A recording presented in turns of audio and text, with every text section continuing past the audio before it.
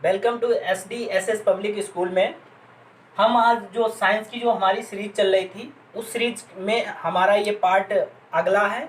और इस अगले पार्ट में हम लोग सीखेंगे जो हमारे जैसे हम आहार नाल पाचन तंत्र लेके चल रहे थे। जो पाचन तंत्र में मैंने आपको मुख हुआ पढ़ा दिया, उसके बाद ग्रास नली के बारे में बता दिया। आज हम लोग पढ़ेंगे छोटी आंत और यकृत। छोटी आंत और यकृत के बारे में हम लोग समझेंगे, यानी लीवर के बारे में समझेंगे। और उसके बाद आज हमारा जो थोड़ा बहुत बचेगा वो अगले वीडियो में कंप्लीट कर लेंगे। और आप ढेर बना के हमारे वीडियो को देखते रहिए। इसके बाद जैसे ही हमारी बायो ख़त्म होगी वैसे ही हम लोग फिजिक्स को लाएंगे। और फिजिक्स इतनी बेहतरीन तरीके से पढ़ेंगे कि फिजिक्स आप भी याद करेंगे कि जो मैंने पढ़ा था वो कितना अच्छा पढ़ा था। और जैसे आप वीडियो देखेंगे बिल्कुल वैसे ही एग्ज़ाम में उतार के आएंगे। इतने बेहतरीन से पढ़ाने वाला हूँ फिजिक्स। अभी तो हमारी बायो चल रही है, बायो को हम बहुत पहले अच्छे से पढ़ लें।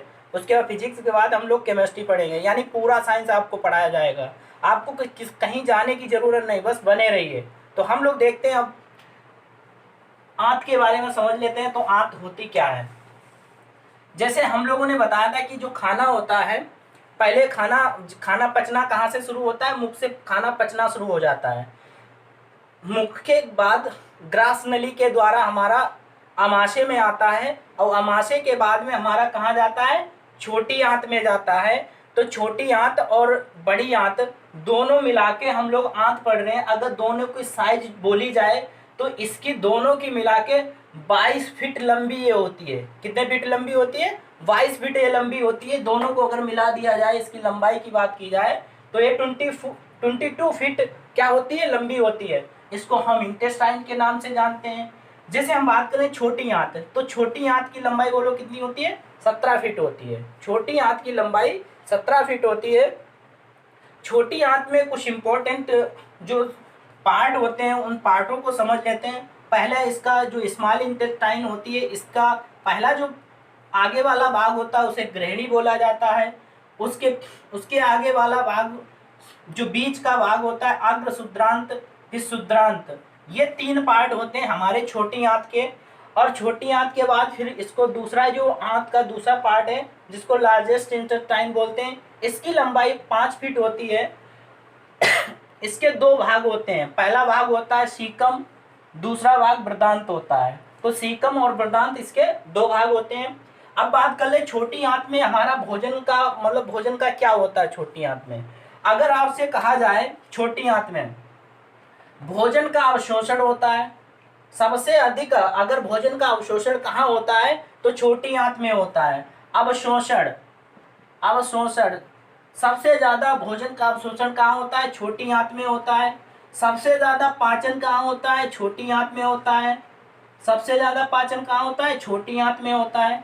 पाचन भी ये छोटी आंत में होता है। किसमें होता है? छोटी आंत में सबसे ज्यादा पाचन होता है। यहाँ से क्या होता है? यहाँ से जब खाना पचता है तो यहाँ से ग्लूकोज और जो मिनरल्स होते हैं ये ब्लड के माध्यम से हमारे सेल के पास पहुँचते हैं। और सेल में होती है माइटोकॉन्ड्रिया। सेल में क्या होती है? माइटोकॉन्ड्रिया। और माइटोकॉन्ड्रिया एटीपी का निर्माण करती है, जिससे हमें क्या होता है? हमें जल्दी ही मतलब शरीर को एनर्जी मिल जाती है। तो एटीपी से ये हमारा मतलब यहाँ से जो भोजन का अवशोषण और पाचन जो होने के बाद में ये कहाँ पर पहुँचता है? सेल के पास। सेल माइटोकॉन्ड्रिया, फिर एटीपी का निर्माण होता है। अगर आपसे कोई कहे कि हमें ऊर्जा किससे जल्दी मिलेगी, मतलब हमें जो एनर्जी है किससे जल्दी मिलेगी, तो अगर आप कोई व्यक्ति खाना खा रहा है, कोई व्यक्ति अगर रोटी खा रहा है, कोई व्यक्ति क्या खा रहा है? रोटी खा रहा है।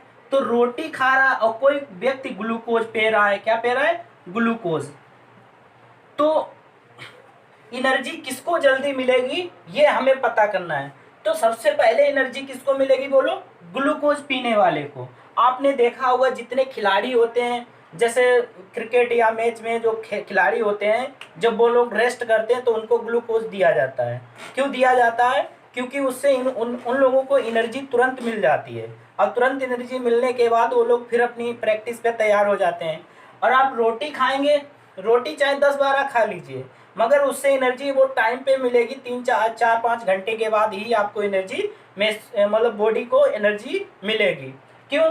पहले रोटी मुंह में जाएगी, मुंह के बाद मुंह के बाद ग्रास नली के बाद आमाशय, आमाशय के बाद फिर छोटी आंत में, तब जाके उसका अवशोषण होगा। अवशोषण के होने के बाद जो मिनरल्स हैं, वो ग्लूकोज वगैरह, जो जितने भी हमारे कार्बोहाइड्रेट वगैरह जो भी हैं, वो सारे हमारे सेल के पास पहुंचेंगे और सेल के पास फिर माइटोकॉन्ड्रिया। तो यानी बहुत लंबी प्रोसेस होगी। अगर किसी व्यक्ति को ग्लूकोज दिया जा रहा है तो उसको एनर्जी सबसे पहले मिलेगी। तो ये मेरी बात रही छोटी आंत की। अब हम बात करते हैं बड़ी आंत की। बड़ी आंत की बात कर लेते हैं।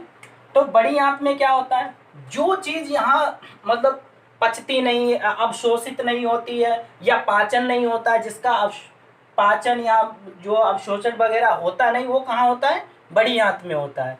क्योंकि इसमें सबसे कम पाचन होता है और अवशोषण भी होता है। प्रोसेस इसमें होती है, बट इसमें ये होता है कि जो बड़ी आंत होती है, यहाँ से बचा हुआ यहाँ अवशोषित होता है। बस बड़ी आंत का यही काम है। इसके बाद में सीकम में इसका मतलब ज़्यादातर भाग होता है और बृहदान्त्र।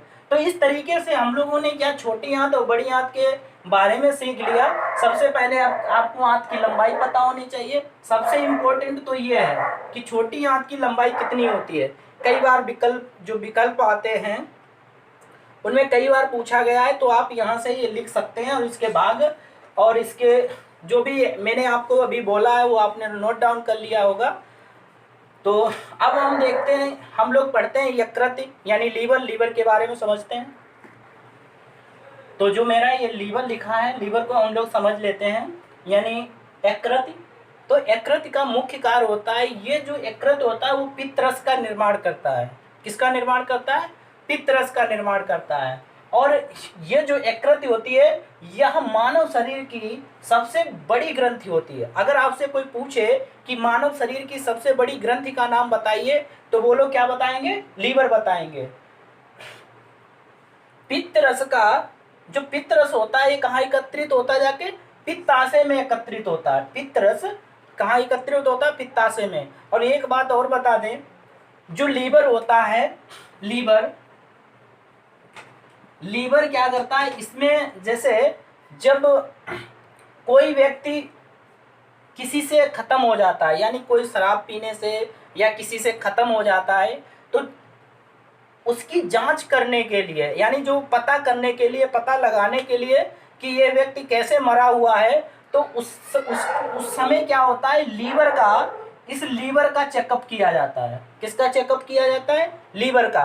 क्योंकि लीवर के चेकअप करने से हमें पता चल जाता है कि व्यक्ति की जो मृत्यु हुई है वो किसके द्वारा हुई है। अगर आपसे कोई क्वेश्चन पूछे कि ये बताइए कि कोई व्यक्ति मरता है तो उसके किस भाग की जांच करके यह पता किया जाता है कि व्यक्ति की मृत्यु किस तरीके से हुई है, तो यानी आपको सीधे बता देना है, यानी लीवर को क्या किया जाता है, चेक किया जाता है। उससे ये पता किया जाता है कि व्यक्ति की मृत्यु किस तरीके से हुई। तो यानी आज का जो वीडियो हमारा यहीं तक की है। अब हम लोग नेक्स्ट वीडियो में मिलते हैं। थैंक यू, धन्यवाद।